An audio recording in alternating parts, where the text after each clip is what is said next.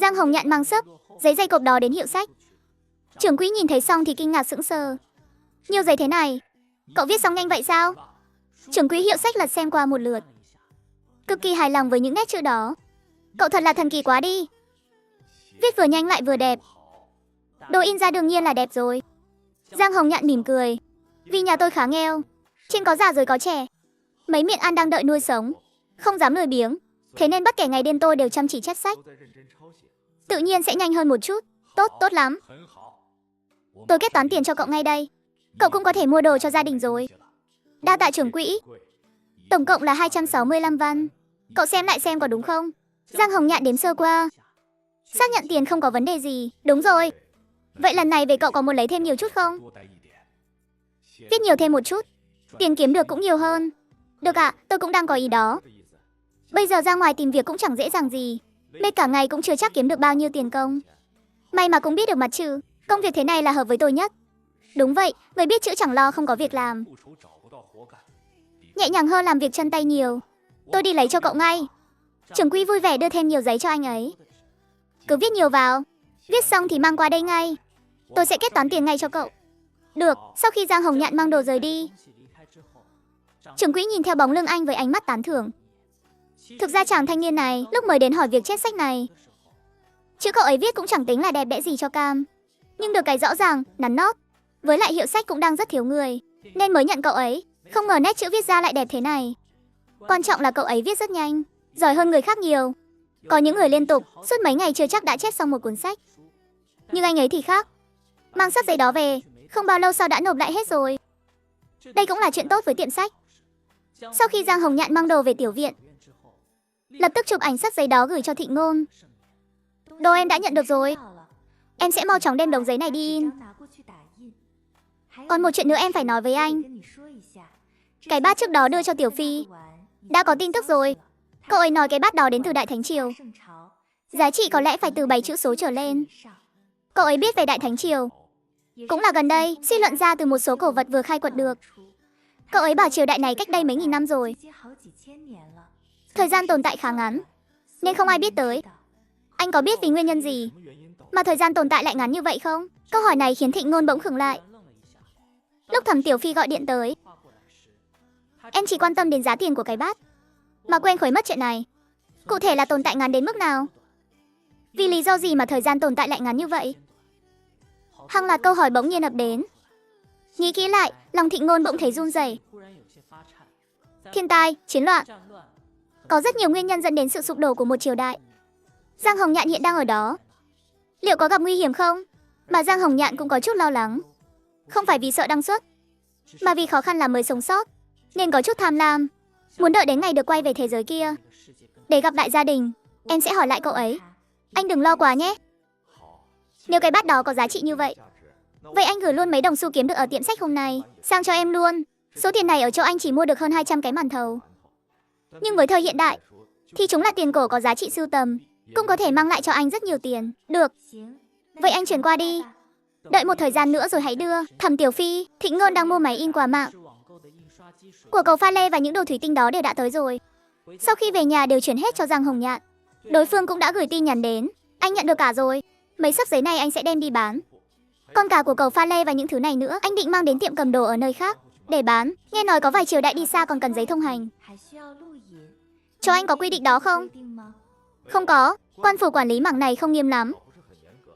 Buổi tối không có tin gì, đi nơi khác cũng không cần giấy thông hành. Cơ bản là chỉ cần không làm chuyện tác động vật lý hay phóng hỏa thì sẽ không có rắc rối gì lớn. Với lại anh nói đi nơi khác cũng không có nghĩa là đi quá xa, vẫn ở trong huyện Thanh Tùng thôi. Anh cũng không dành mấy chỗ khác.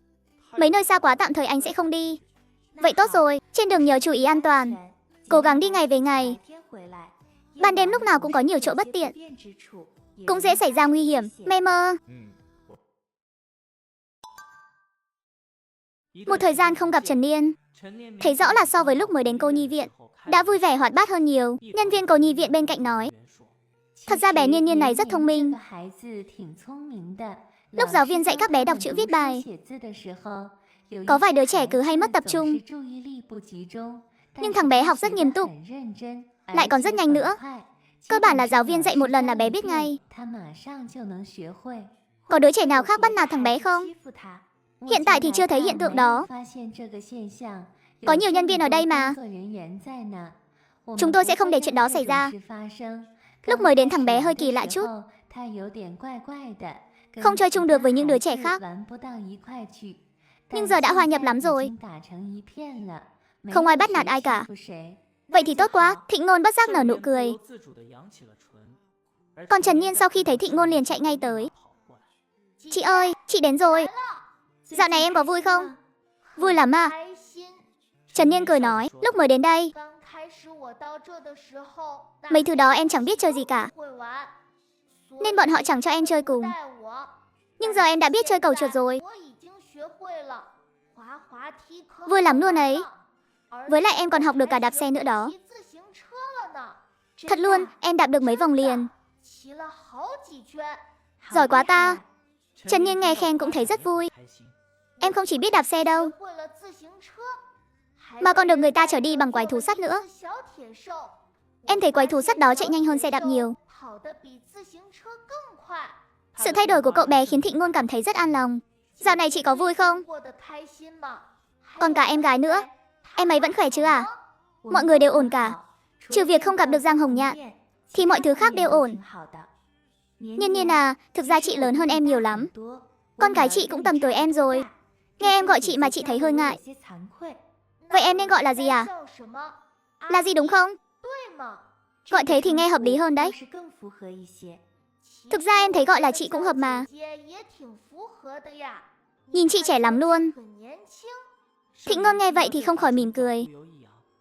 Xem ra dạo này học được không ít thứ nha. Cái miệng dẻo kẹo luôn rồi. Em nói thật mà. Nhưng thời gian qua em cũng chăm học lắm đó. Em biết làm phép cộng trừ rồi. Thuộc được mấy bài thơ nữa. Còn biết thêm bao nhiêu là chữ. Nhưng em cảm thấy chữ ở đây hình như không giống chữ ở quê em lắm. Nhìn có vẻ dễ nhận mặt chữ hơn. Viết cũng đơn giản nữa. Không chỉ có sách đâu, còn được xem phim hoạt hình nữa. Ở sân chơi cũng có nhiều thứ thú vị lắm. Cái nào cũng hay cả. Chắc chắn là sẽ có chút khác biệt rồi. Đừng bận tâm chuyện đó quá. Học thêm kiến thức chỉ có tốt cho em thôi. Dạ, em biết rồi.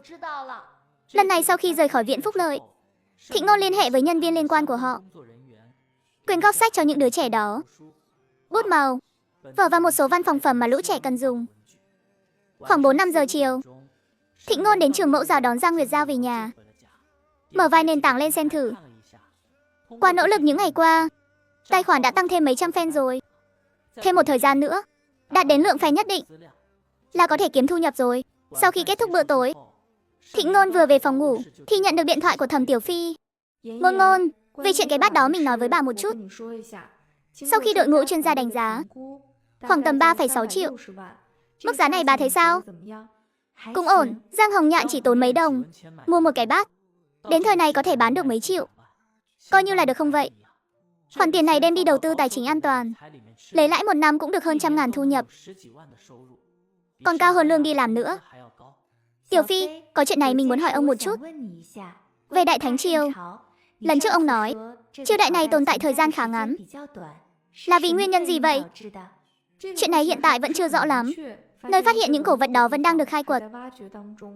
Chỉ có thể đợi đến khi khai quật được nhiều thứ hơn mới có thể suy đoán. Nhưng dựa trên hiểu biết của tôi về lịch sử, thì không ngoài thiên tai hoặc chiến tranh. Từ xưa đến nay, các cuộc chiến tranh giành đất đai và tài nguyên chưa bao giờ dừng lại. Hơn nữa thời đó khả năng chống chọi thiên tai cũng tương đối thấp. Chỉ cần một đợt hạn hán hay lũ lụt đều có thể khiến nhiều người bay màu. Cộng thêm vấn đề về cách xử lý thi thể, có thể còn dẫn đến dịch bệnh, lại khiến nhiều người đăng xuất. Sao thế? Tại sao đột nhiên lại hỏi chuyện này? Chỉ là hơi tò mò thôi. Những triều đại khác tôi đều ít nhiều nghe qua, nhưng Đại Thánh Triều này thì chưa từng nghe thấy bao giờ. Thêm nữa là trong tay tôi còn có thể có vài món đồ từ Đại Thánh Triều, nên tôi muốn tìm hiểu thêm chút đỉnh. Sau này nếu có tiến triển gì, ông có thể nói cho tôi biết thêm không? Được chứ, nhưng bà không được nói lung tung ra ngoài đâu. Vì những chuyện thế này đều cần phải qua thẩm định kỹ lưỡng, xác thực xong mới có thể công bố. Nếu không sẽ dễ khiến mọi người hiểu lầm về giai đoạn lịch sử này. Ông yên tâm, tôi chỉ tự mình tò mò thôi. sẽ không nói cho bất cứ ai đâu. Vậy được, khi nãy bà nói, trong tay còn vài món đồ có thể từ Đại Thánh Triều à? Đúng vậy, đều là đồ của người già để lại. Nếu cái bát đó là từ Đại Thánh Triều, tôi đoán những thứ khác chắc cũng vậy.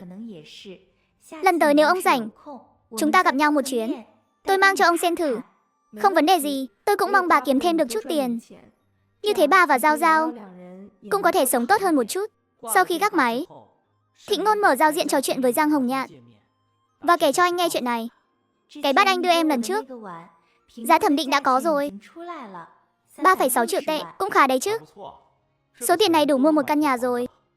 Đúng vậy, lúc trước bán vàng cũng được kha khá tiền. Đủ cho em và Giao Giao tiêu xài lâu lắm. Nên đợi khi khoản tiền này chuyển đến, em định gửi vào vài khoản đầu tư ít rủi ro.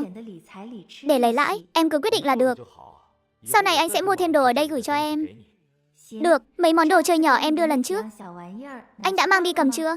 Đang định nói với em đây. Chỉ riêng của cầu pha lê đã bán được 300 lạng bạc. Trưởng quỹ vừa nhìn thấy là mắt sáng rỡ luôn. Mấy món đồ nhỏ khác cũng bán được mấy chục lạng.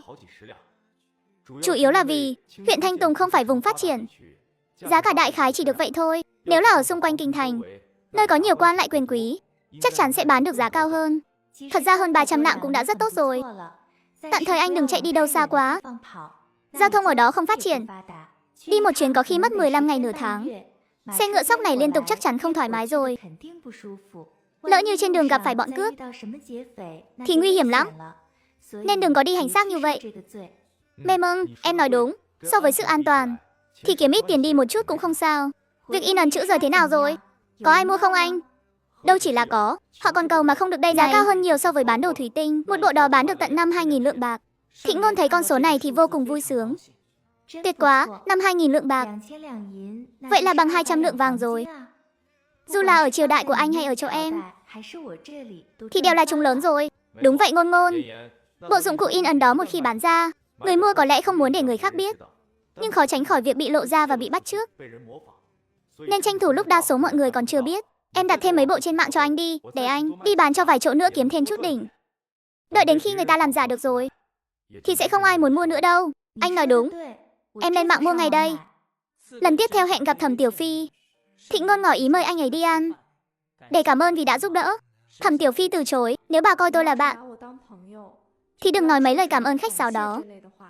Tiền của bà đây. Đừng nghĩ tôi tận dụng chức vụ của mình để giúp bà kiếm tiền. Tôi rất sẵn lòng, không cần cảm ơn gì đâu. Thịnh Ngôn cũng không ép nữa. Vậy được rồi.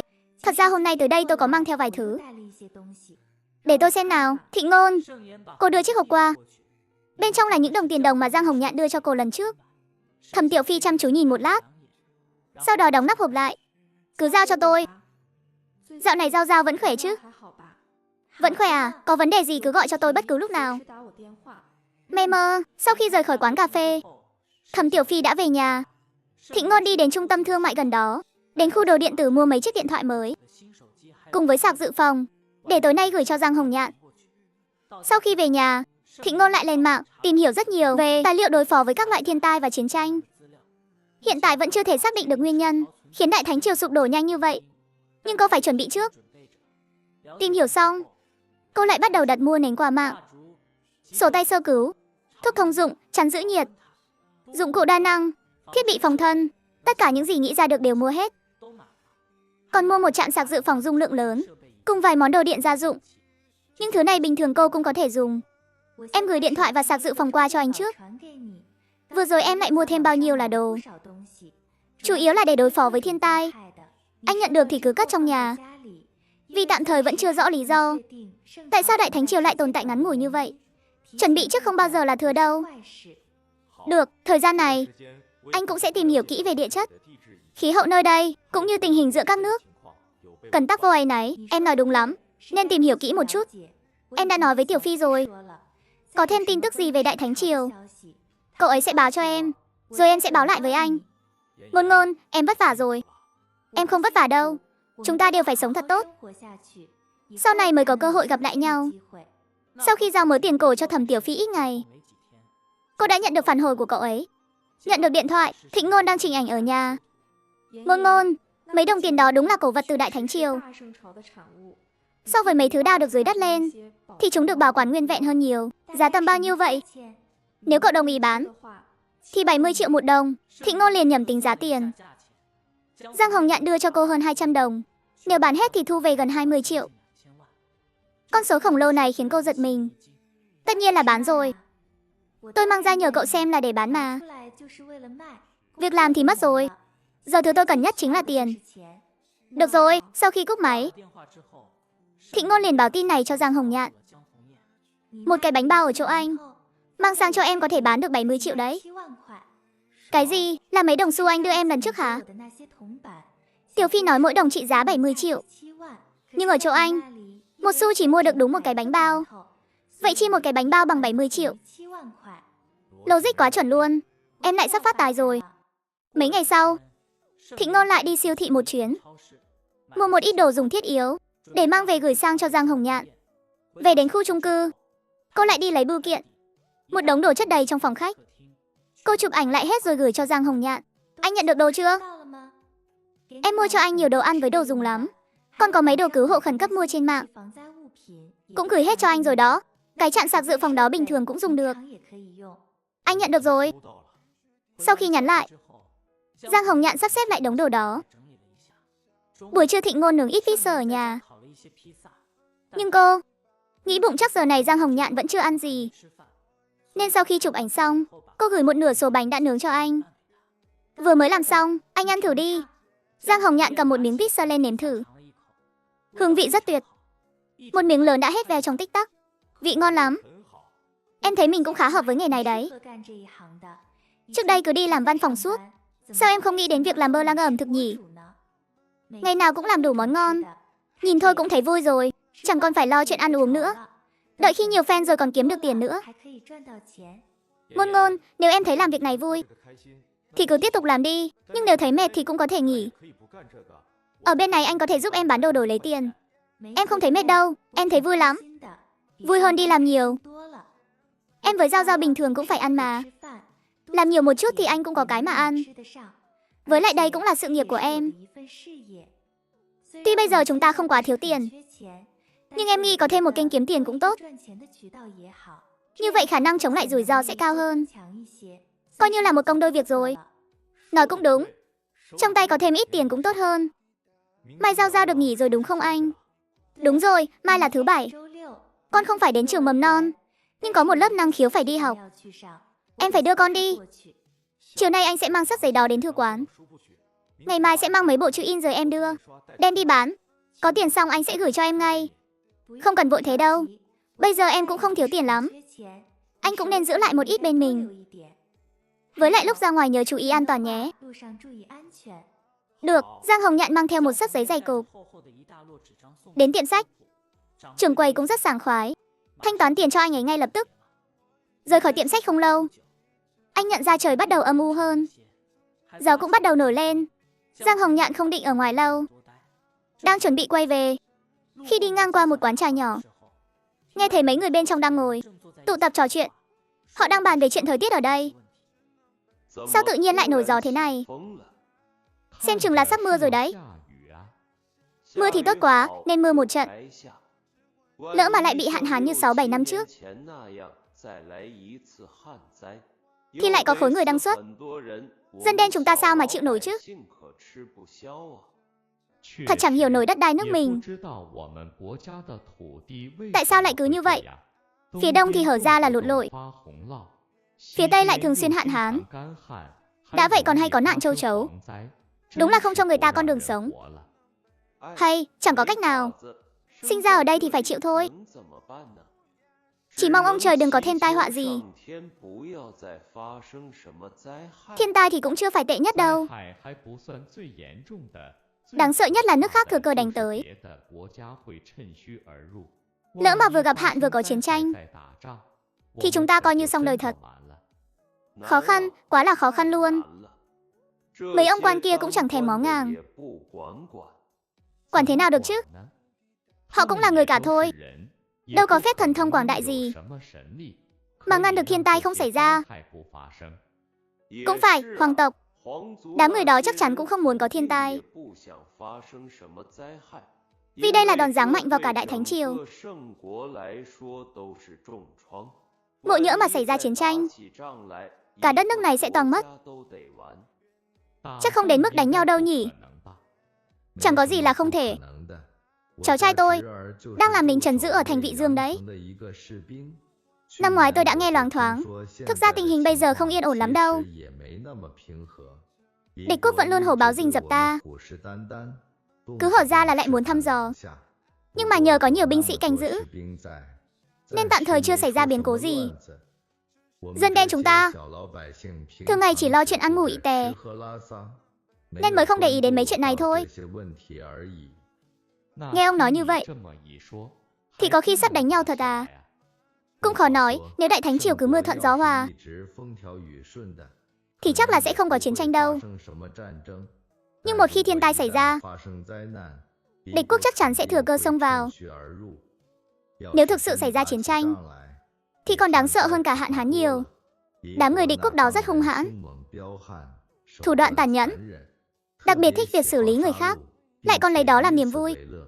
Khó mà tưởng tượng nếu sau này chiến tranh nổ ra, kết cục của chúng ta sẽ thê thảm đến nhường nào.